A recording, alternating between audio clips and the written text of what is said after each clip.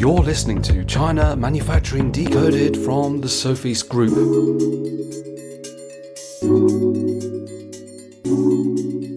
Hello, welcome back to this Christmas edition of the podcast, episode 307. Today, Adrian hosting, Renaud joins me. Hey, how you doing? It's the 19th of December when this episode goes out, so this is our pre-Christmas episode.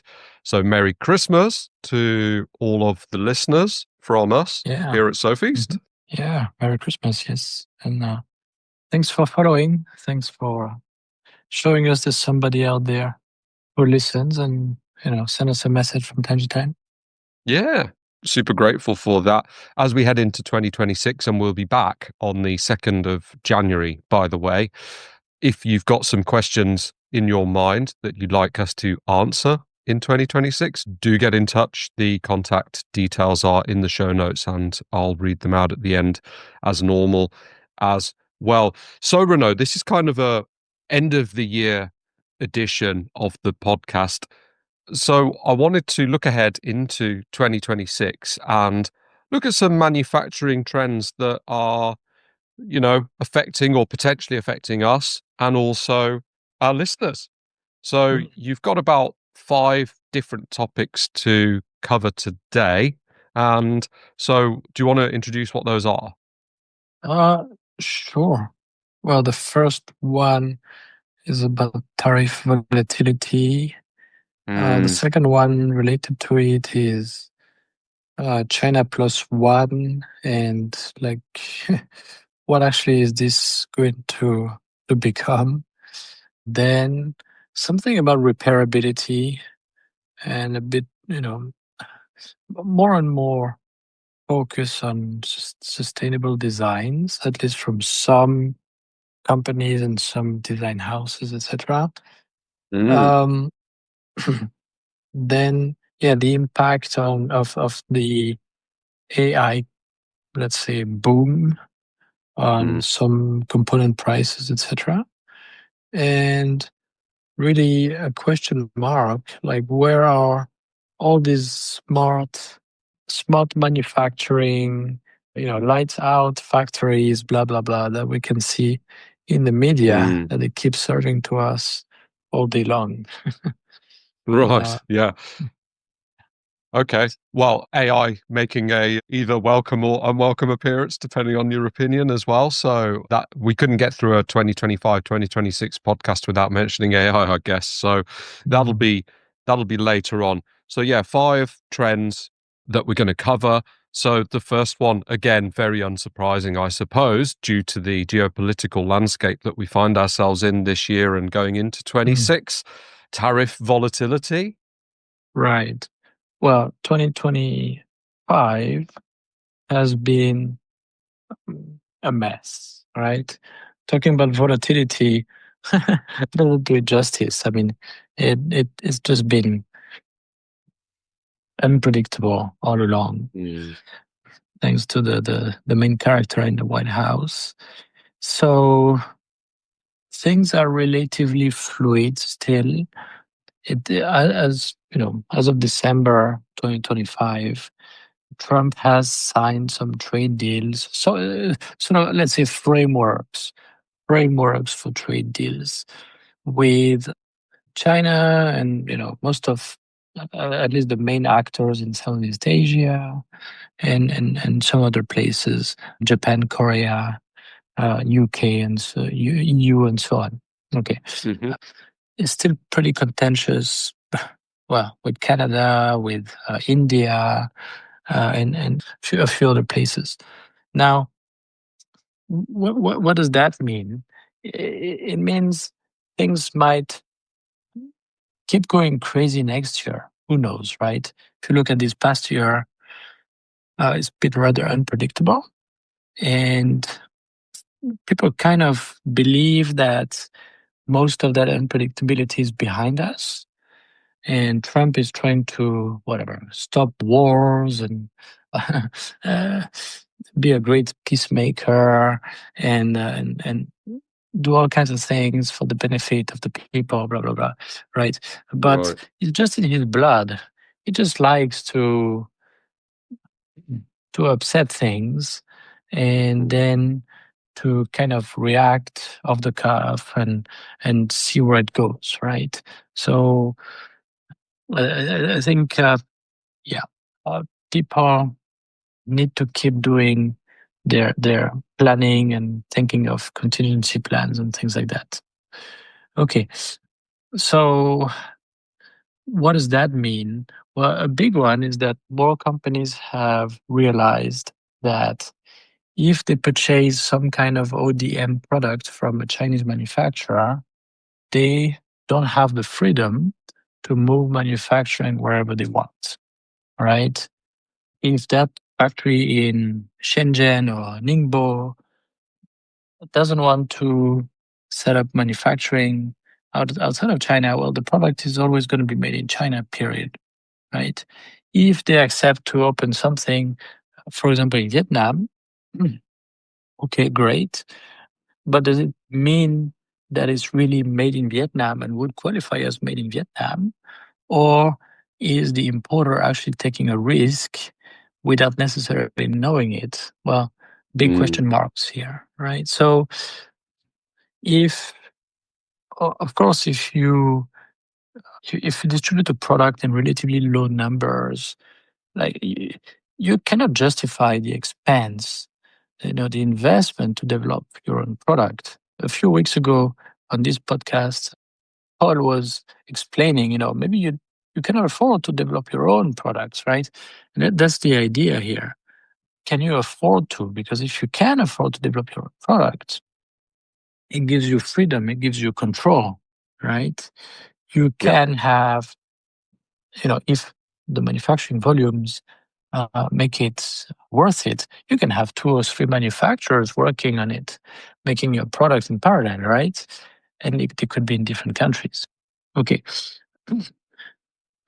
Also related to design, because really at the end of the day, a lot of decisions go back to the way the engineering design is done of the products. So if the design allows for several, a couple of different critical components, when one component starts to be in low supply, for example, or starts to see its price skyrocket, then you can just switch to the other component, right? And in 2021, 2022, a lot of people were working on that when a lot of the chips were had very long lead times and were very expensive. And this is still relatively important, as we will see when we talk about the impact of the AI boom. Okay, but basically, tariff volatility leads companies to do 2 things. Yeah, one, as I mentioned, to be more hands-on on the design and keep more flexibility through the design, the way the design is done. And number 2, they need to be strategic about where their products are made, right? So just the fact that as we're talking, it seems like there's no active trade war between China and the USA doesn't mean that in 3 months something won't flare up again, right? Because everything is mixed in that relationship. Actually, in any relationship with the Chinese party, they do not compartmentalize, right? They're not going to say, oh, okay, we have an issue on the military side, but it's not going to impact, the commercial side, or something of that nature. Actually, Trump also doesn't really compartmentalize.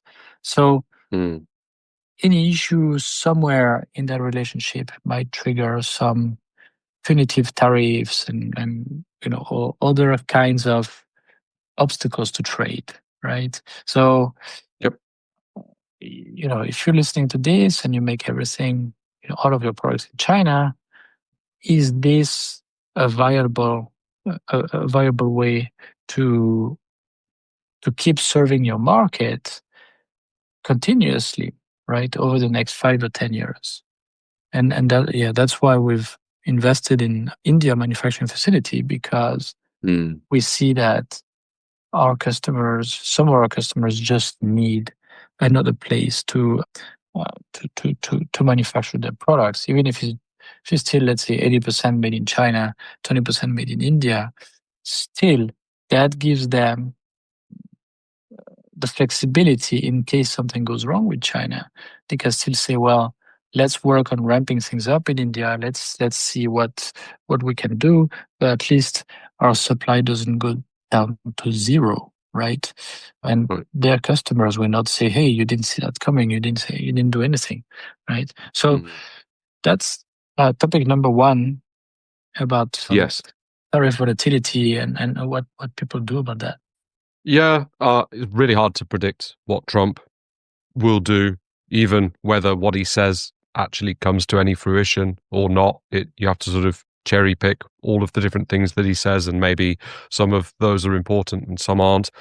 At the moment, it seems to be relatively calm between the States and China, and there was that sort of agreement that China would provide rare earth products, and then the States would reduce some of the tariffs.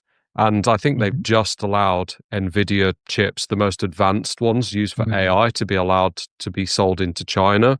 I think that some of them were already getting it anyway, by the way, but I think it's sort of been made official. That's literally like today when we're recording, which is early-ish December. And so that's probably a positive step towards China. Well, I didn't see that coming personally, but hey, there you go. I guess if the Ukraine-Russia war is solved by Mr. Peacemaker Trump and Gaza as well, maybe they will turn more attention to China, and that could end up in positive or negative results. Who knows, right? But right now, yeah, as it stands, I guess it's kind of relatively calm. You were also talking about, looking at different locations for manufacturing and assembly, and that sort of bleeds into our second topic, right? Which is yeah. Where where is China+1 going, right? That's it. Yeah. I think it was the Japanese companies like 20 years ago or more, when a lot of other companies were just rushing to China and make everything in China, and they were like, whoa, wait a minute. China is not exactly our friend. They could turn on us anytime. We got to be a bit careful here. We need to do a China+1 strategy. And that's why when you go to some places, for example, in Thailand or in India, you see some Japanese investment, and Japanese investment that dates, decades. Yeah. That go back to the 2000s often, right? And everybody has been talking about that as China+1, China+1. Oh yeah, we're trying to do China+1, right? And everybody's been talking about it for a long time. So basically, where is it going, right? Is it, how to say, in an age where people see that globalization is kind of receding and the national borders become important and start to matter again, can we still separate between producing countries and importing countries, right? China+1 is just based on the sourcing side, right? Where are we going to get our products made? Whereas a strategy that makes sense more and more is get stuff made close to the market, right? And it's been the case in some industries, like automotive, right? But when you look at, I don't know, T-shirts, shoes, electronic products, and so on, it was really, really not the case at all, right? One country would specialize, or in the case of T-shirts, maybe a few countries would specialize in doing that well and for the lowest price, and all the other countries would just buy it from them, right? Well, it's sort of a question mark. I believe more and more product categories will be more like cars and less like electronic gadgets, right? Now, for electronic gadgets, it's going to be hard to beat China, right? So I'm not looking at that category. But it's going to be more product categories where it makes sense to do the manufacturing close to the market, right? So we need to move away from this China+1 kind of framework and more, to an appropriate type of manufacturing and sourcing for each market, right? You need to start from the market. We're going in that direction. It's not there yet. But definitely when countries start to put tariffs in place, so the US has done that now. Some European countries, including France, openly talk about that. Hey, why don't we do the same, right? Especially a country like France that has such a huge trade deficit with China, right? Selling 20 billion to them, but buying something like 70 or 80 billion from them. Of course, they're thinking of putting tariffs in place, right? So they're going to push more and more, push the EU to do that. It's not just France, there's no number of countries like that. And at one point, the balance might tip, and the EU might also start to do that. And some other countries or blocs might start to do that also, right? So that's the, not very positive kind of trend that might take place. So we need to keep our eyes open, right? Yeah, might need to be very close to the market. Otherwise, it might be difficult to serve a global market, basically. Yeah.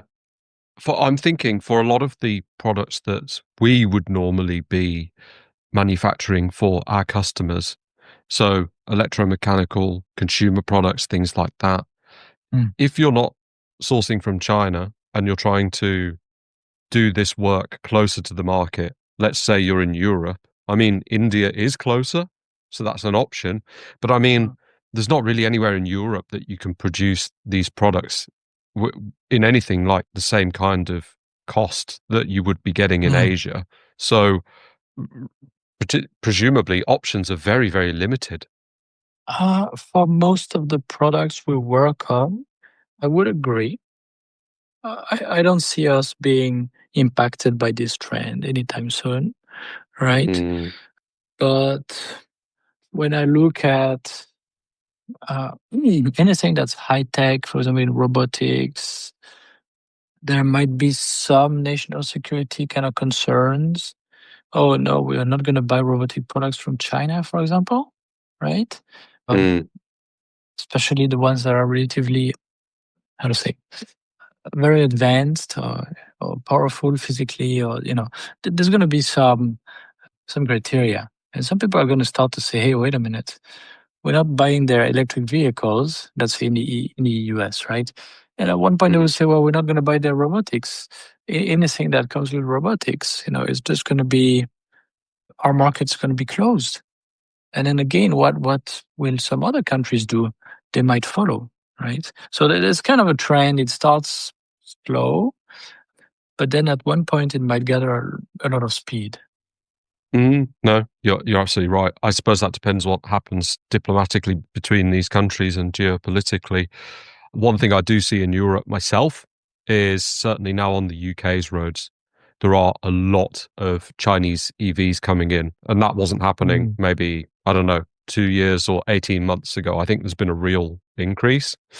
So, EVs are a huge, huge export market for China, and I suppose that shows that aside from the States, there is still a lot of willingness to trade with China. And as you said, with France, there's a big imbalance. I guess that's probably pretty common across most of the European countries if I was to check the statistics on trade. But yeah, I can understand why, from a national security standpoint, that might change. So yeah, good point there, Renaud. Thanks. Shall we move on? A bit more positive. Yeah. Is about sustainability and in particular repairability, right? The more and more designers are taking these constraints to heart and are pushing it forward. And Just yesterday, I believe I saw news about a new kind of electric vehicle pickup trucks, right? EV pickup trucks in the US. I believe is backed by Jeff Bezos and a few others. And they are making it as modular as possible. Simple, low key, but you have manual windows, but if you want to have electric windows, you can buy an extra module at any point and just upgrade it, and there's a number of upgrade modules like that. Right? That's just an example. But more and more products are designed in a way that makes them basically a set of modules, right? Or maybe not entirely, but part of them is modular, can be changed, can be upgraded, etc. And I think that's quite positive. And we've seen several customers work on that, and they do a good job also making it obvious in their marketing. And it's is good for the environment because, well, when a product, something doesn't work in your product, if you can change it, in most cases, you have to basically throw away the product, right? Think of your earbuds, for example. One of them doesn't work, well, the whole thing is basically done, right? Both Yes. earbuds and the case, everything with it. Yeah, they're disposable, basically. Right. So products tend to last longer if it's easy to buy some spare parts, or maybe to replace or maybe upgrade. So also, as people find that their needs evolve, they can upgrade the product. That's really good, right? Really good for the buyers, for the users. So in practical terms, what does that mean? It means the concept from the beginning needs to be based on this idea, needs to integrate this idea at least, and then design for reliability, design for maintenance, serviceability. All of these need to be baked into the design of the product. Okay, and it's always a trade-off. Of course, when I look at my iPhone, for example, is it relatively sturdy? Like, I've never broken an iPhone. I know a lot of people who have, but I never had this problem. Yeah, me neither. It always overlasts me anyway. Mhm. At one point, I'm going to give it to somebody or something like that. Is it easy to open? No. So that's the trade-off, right? You don't want to have many movable parts. On the other hand, have they made efforts over the years to make it easier to repair? Yes. The way to repair it is less cumbersome than it was, let's say, before iPhone 14. Now they don't need to remove everything just to make a little change. Like in some cases, it's much more straightforward. So good job here. Yeah, a lot of companies are making efforts. And it's not just big companies. It's not just big brands, right? The key is that small companies can also do something a bit radical, and that's also a way to stand out, right? Stand out on their market. So that's a good one. That's a plus. And I wanted to mention it because we hope to see more of it in the future. Yeah, absolutely. I think most consumers do. There's an appetite for it. Number 4. Yeah, so AI, yes. So everybody knows about the big rush to build data centers, right? Not just in the US, but of course, big US companies are investing tremendous amounts of money. The data centers are, scattered a bit everywhere. China is also quite active. So all of that is, of course, adding some tension on some markets. And one of the components that is used in a lot of data centers is memory chips. Well, that's a problem because memory chips are also in a lot of let's say, consumer products, industrial products, medical devices, automotive, and so on, right? And so it's impacting all of these markets. We've had some price increases. So looking at the products we assemble, so for example, some Texas Instruments chips, price went up, but still it was not a big issue. But then at the other end of the spectrum, you have Nexperia. And so Nexperia was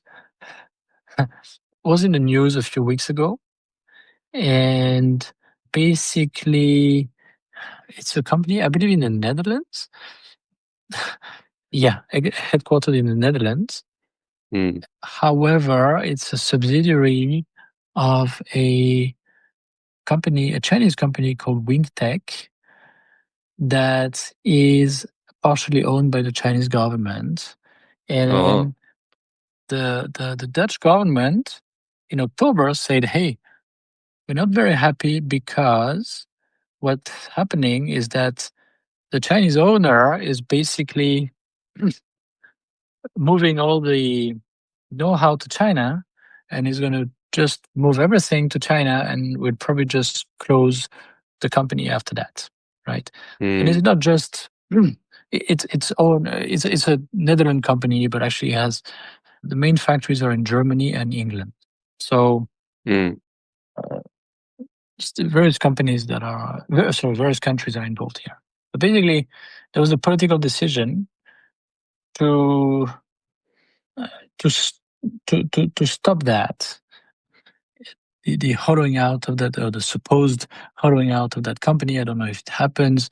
Obviously, in some cases in the past, it has happened. So it kind of makes sense to ask questions for sure. But that really has impacted their prices and their lead time. So if you're not lucky and you had this memory chip in your product, well, expect to pay more and expect to have to order way earlier, right? So that's a bit of a crazy example. But when you pick your key components, again, at the design stage, you got to be careful. You get to be open to, hey, whatever might happen, right? Risk analysis again and again. Yeah, always. Good example. And shall we finish off with the final one, which was you were going to talk a little bit about smart manufacturing. Maybe this is kind of a bit of a white elephant, right? Very much. So is there, some really amazing kind of example of smart manufacturing, in China? Yes, certainly. There's some suppliers of these kinds of technologies that put together some showcase factories, like Bosch in Suzhou and some others. Okay, great. But has it really made its way on the factory floors in, mainstream manufacturing facilities in China? Well, not really. Of course, there's some factories that have put together, a strong ERP system and a good manufacturing execution system, and that have been working with a lot of automation and so on over the years. But this was already the case in the 90s, right? And of course, it can become better over time. But there's nothing really special about AI being applied to manufacturing. And I haven't seen any of it. Sorry, but except in very, very localized examples, right? So, yeah, you want to do inspection, and then you have you